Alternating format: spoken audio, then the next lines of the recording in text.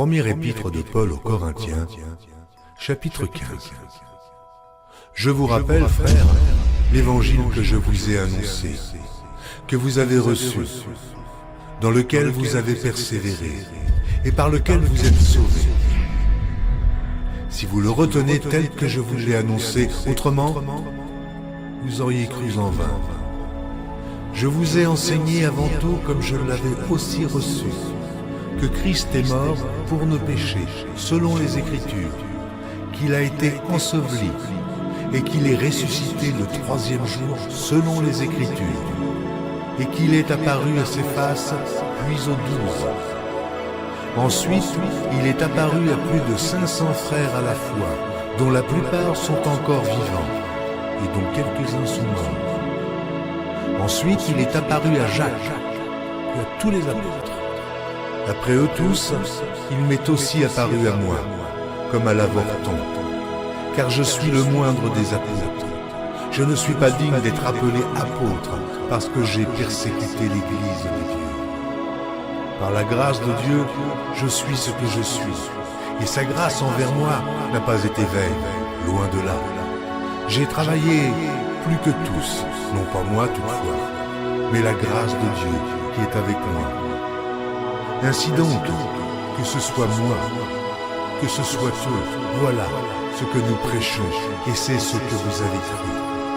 Or, si l'on prêche que Christ est ressuscité des morts, comment quelques-uns parmi vous disent-ils qu'il n'y a point de résurrection des morts? S'il n'y a point de résurrection des morts, Christ non plus n'est pas ressuscité.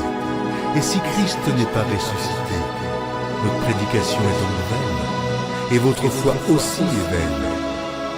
Il se trouve même que nous sommes de faux témoins à l'égard de Dieu, puisque nous avons témoigné contre Dieu qu'il a ressuscité Christ, tandis qu'il ne l'aurait pas ressuscité si les morts ne ressuscitent point.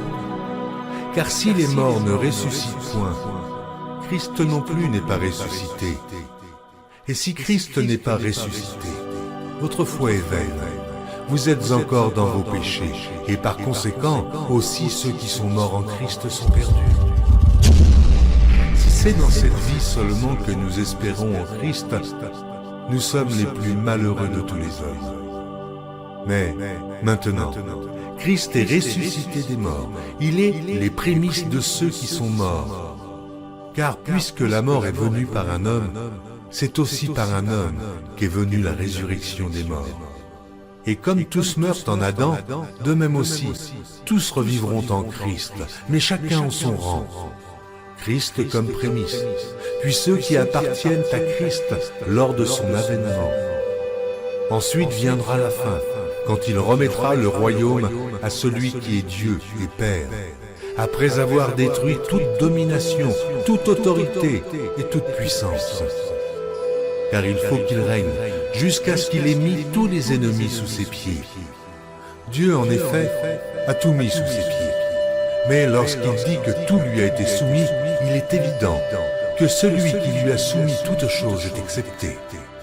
Et lorsque toutes choses lui auront été soumises, alors le Fils lui-même sera soumis à celui qui lui a soumis toutes choses, afin que Dieu soit tout en tous. Autrement, que feraient ceux qui se font baptiser pour les morts, si les morts ne ressuscitent absolument pas? Pourquoi se font-ils baptiser pour eux? Et nous, pourquoi sommes-nous à toute heure en péril? Chaque jour, je suis exposé à la mort. Je l'atteste, frères, par la gloire dont vous êtes pour moi le sujet en Jésus-Christ notre Seigneur. Si c'est dans des vues humaines que j'ai combattu contre les bêtes à Éphèse, quel avantage m'en revient-il? Si les morts ne ressuscitent pas, mangeons et buvons, car demain nous mourrons. Ne vous y trompez pas, les mauvaises compagnies corrompent les bonnes mœurs. Revenez à vous-même comme il est convenable et ne péchez point. Car quelques-uns ne connaissent pas Dieu, je le dis à votre honte. Mais quelqu'un dira, comment les morts ressuscitent-ils et avec quel corps reviennent-ils? Insensé, ce que tu sèmes ne reprend point vie s'il ne meurt. Et ce que tu sèmes, ce n'est pas le corps qui naîtra. C'est un simple grain de blé peut-être, ou quelque autre semence.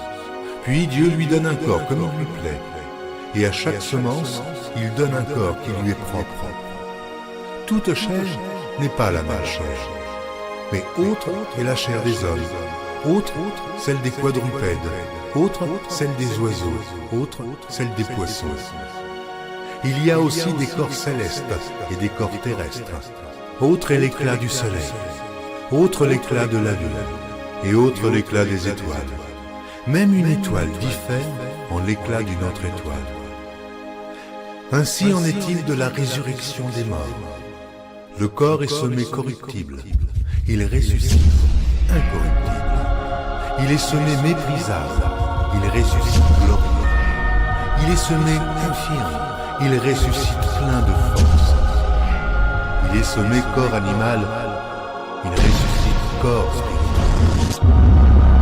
S'il y a un corps animal, il y a aussi un corps spirituel.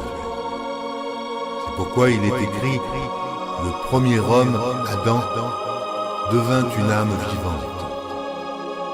Le dernier Adam est devenu un esprit vivifiant. Mais ce qui est spirituel n'est pas le premier. C'est ce qui est animal.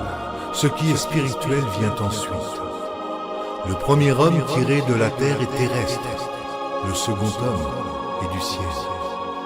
Tel est le terrestre. Tels sont aussi les terrestres. Et tel est le céleste. Tels sont aussi les célestes. Et de même que nous avons porté l'image du terrestre, nous porterons aussi l'image du céleste. Ce que je dis, frère, c'est que la chair et le sang ne peuvent hériter le royaume de Dieu, et que la corruption n'hérite pas l'incorruptibilité. Voici, je vous dis un mystère. Nous ne mourrons pas tous, mais tous nous serons changés, en un instant, en un clin d'œil, à la dernière trompette. La trompette sonnera, et les morts ressusciteront incorruptibles, et nous serons changés. Car il faut que ce corps corruptible revête l'incorruptibilité, et que ce corps mortel revête l'immortalité. Lorsque ce corps corruptible aura revêtu l'incorruptibilité, et que ce corps mortel aura revêtu l'immortalité, alors s'accomplira la parole qui est écrite, la mort a été engloutie dans la victoire. Ô mort, où est ta victoire? Ô mort, où est ton aiguillon? L'aiguillon de la mort, c'est le péché, et la puissance du péché, c'est la loi. Mais grâce soit rendue à Dieu, qui nous donne la victoire par notre Seigneur Jésus-Christ.